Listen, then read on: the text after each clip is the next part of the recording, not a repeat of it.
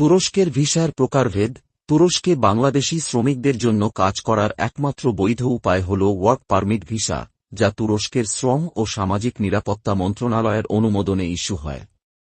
এই ভিসা কয়েক ধরনের হয়ে থাকে, যার মধ্যে রয়েছে অস্থায়ী ওয়ার্ক পারমিট, নির্দিষ্ট নিয়োগকর্তাভিত্তিক স্থায়ী ওয়ার্ক পারমিট, স্বতন্ত্র বা স্বাধীন পেশার ওয়ার্ক পারমিট ভিসা, সাধারণত নির্মাণ, কৃষি, হোটেল ও রেস্টুরেন্ট, টেক্সটাইল, কারখানা, পরিচ্ছন্নতা, পরিবহন, ওয়েল্ডিং, ইলেকট্রিক্যাল, মেকানিক্যাল ও গৃহস্থালী সহায়ক কাজ এসব ভিসার আওতায় পড়ে। সাধারণভাবে প্রথমবার ওয়ার্ক পারমিট 1 বছরের জন্য দেওয়া হয় এবং পরবর্তীতে নবায়নের মাধ্যমে 2 বা 3 বছরের মেয়াদে বাড়ানো যায়। তুরস্কের ভিসার মাসিক বেতন। তুরস্কে শ্রমিকদের মাসিক বেতন শ্রেণীভেদে আলাদা হতে পারে।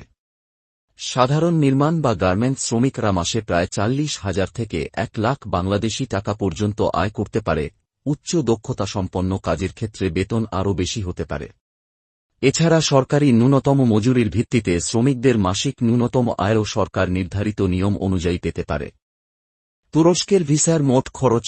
ওয়ার্ক পারমিট ভিসার ক্ষেত্রে রয়েছে তুরস্ক কাজের ভিসা আবেদন ফি, সরকারি ওয়ার্ক পারমিট ফি, রেসিডেন্স বা বসবাস অনুমতি ফি, পারমিট কার্ড ইস্যু ফি, স্বাস্থ্য বীমা ও সামাজিক নিরাপত্তা ফি, ডকুমেন্ট অনুবাদ ও নোটারি খরচ এবং প্রয়োজনে এজেন্সি সার্ভিস চার্জ।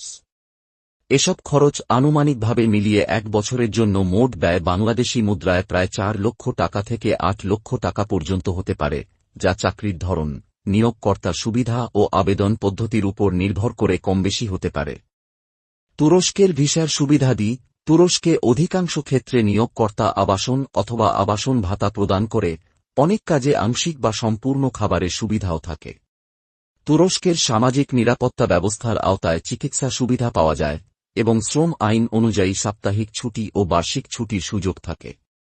ভিসা সাধারণত 2 থেকে 3 মাসের মধ্যে প্রসেস হয়ে যায় এবং নির্ধারিত সময় শেষে নবায়নের সুযোগ থাকে।